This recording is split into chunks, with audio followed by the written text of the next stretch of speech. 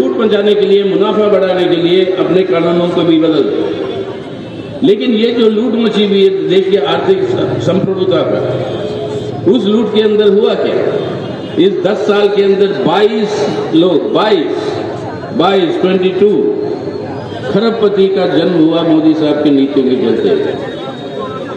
खरबपति यानी 1000 करोड़ से ज्यादा संपत्ति, और उनके हाथ में कितना संपत्ति है?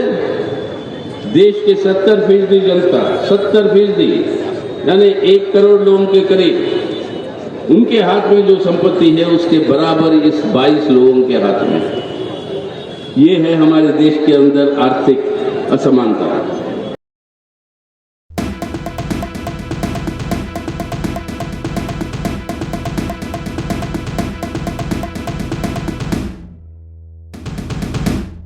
तो इस तरीके से आज हमारे देश के अंदर कई सारे भाजपा के जो सरकारें हैं राज्यों में, उन कई सारे राज्यों में कई सारे कानून पारित कर चुके हैं।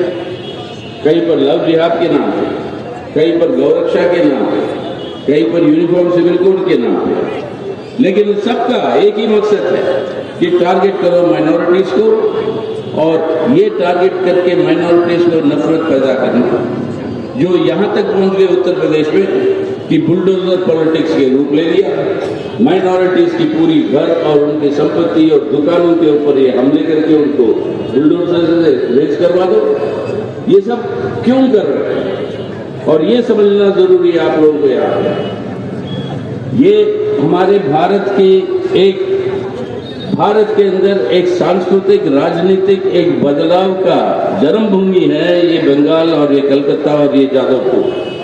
यहां से आपका रिनाइजेंस का शुरुआत होती। कल राजा राममोहन रॉय का जन्म शताब्दी नहीं, जन्म एनिवर्सरी था।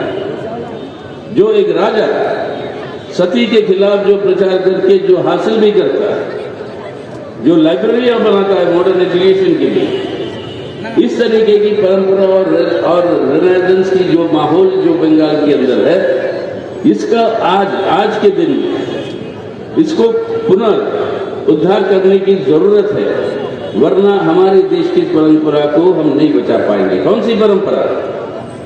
जो परंपरा आज ये नष्ट करना चाहते हैं। क्यों हो रही है हमले हमारे संविधान पे?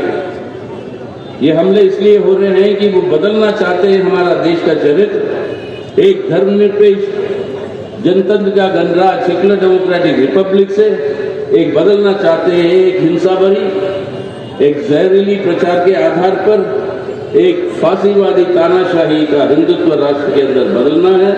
अगर ये बदलना है जो उनका मकसद है, जो आरएसएस का डिक्लेयर्ड ऑब्जेक्टिव है, अगर इस रूप में बदलना है तो इस संविधान को ध्वस्त करना उनके लिए अनिवार्य हो जाता है। और जो इसको रोकना चाहते हैं, जो भारत को जैसे हम पहचानते हैं, उस भारत की बचत के लिए जो लड़ रहे हैं, उनके लिए ये अनिवार्य हो जाता है आज इस संविधान की रक्षा करना।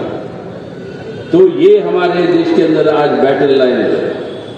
कौन है संविधान के रक्षक, कौन है संविधान को नष्ट करने वाले? और ये चुनाव तय करेगा, इस चुनाव के नतीजे तय करेंगे कौन जीतेगा कौन हारेगा। तो ये सिर्फ धर्मनिरपेक्षता पे ही नहीं, ये हमले जनतंत्र पर देखिए। आज जनतंत्र के नाम से आज सैकड़ों लोग जो है आज आपके जेल में पड़े हुए हैं, जिनके ऊपर उनका अपराध क्या है, क्राइम क्या है, वो क्राइम का चार्जशीट भी अभी तक उन लोगों को दिया नहीं गया। 6-6 साल से 7-7 साल से वो जेल में पड़े हुए। अभी तक कानून का मतलब क्या था? देश के अंदर न्याय का मतलब क्या था? न्याय का मतलब ये है और ये था, लेकिन आज उसको बिगाड़ा जा रहा है, लेकिन ये होनी चाहिए। न्याय का मतलब ये है कि अगर मेरे ऊपर कोई आरोप लगेगा, मैं जब तक निर्दोष हूं, जब तक ये आरोप साबित होकर मुझे एक क्रिमिनल के रूप में साबित नहीं करता, अगर मेरे को अपराधी के रूप में साबित नहीं करता, तब तक मैं निर्दोष हूं। अब मोदी सरकार के अंदर जो हुआ क्या? न्याय का मतलब क्या है?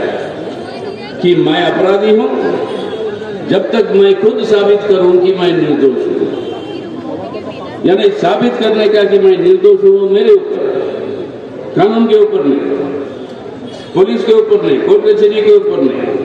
और क्योंकि चार्जशीट भी दिया नहीं, मैं अपने आप को साबित नहीं कर सकता, तो इसलिए जेल में पड़े रहे। ये है जनतंत्र की हालत आज देश में। और कई सारे हमारे पत्रकार जो सरकार के विरोध में कुछ बातें ही, बहुत सारे हमारे इंटेलेक्चुअल जिसको अर्बन नक्सल के नाम से, उनको जो है जेल के अंदर डाला गया, आज भी पड़े हुए। एक फादर का वहां पे मौत भी हो जाती है बेचारे हमारे फादर स्टैन का। लेकिन ये हालत जनतंत्र को कुचलने का, यानी आपके सेकुलर डेमोक्रेसी को कुचलने का, और साथ ही साथ दूसरा स्तंभ की हालत आप देखिए। जो दूसरा स्तंभ है आपका इकोनॉमिक सॉवरेनिटी की, आज हालत क्या है देश में? कोई क्षेत्र नहीं बचा आज देश के अंदर जिसकी लूट नहीं हो रही है। ना सिर्फ पब्लिक सेक्टर, कोई भी संसाधन हमारे देश के अंदर, आपके कोई भी संसाधन जो अपने जमीन के नीचे है, कोयला है, आपका आयरन ओर है, ये सब जो है इसकी निजीकरण हो रही है प्राइवेट माइनिंग्स करते हुए। और इसके चलते हुए हमारे देश के अंदर कितने फॉरेस्ट कवर रहा, उसको डिस्ट्रॉय किए जा रहे हैं, क्योंकि ये प्राइवेट माइनिंग को प्रोत्साहन देना चाहते हैं ताकि अपने मित्रों के लिए मुनाफा बनाने के लिए पैदा हो, देश के और विदेशी। और इसके चलते हुए क्लाइमेट चेंज के ऊपर असर कैसे पड़ रहा? यहाँ पर आपका हीट वेव, आज 2 लोग मर गए बहुत सारे हेवी रेन्स की वजह से केरल में। वहाँ पे ऑरेंज अलर्ट दिया हुआ है दक्षिण में आपके हेवी रेन्स और फ्लड्स का। एक जगह पे फ्लड, एक जगह पे हीट वेव, दूसरे जगह से आपके ग्लेशियर्स की मेल्टिंग। यानी इसका असर जो सबसे बड़ा पड़ रहा है हमारे देश के गरीब लोगों के ऊपर, और खास तौर से हमारे किसानों के ऊपर। लेकिन इसकी कोई परवाह नहीं।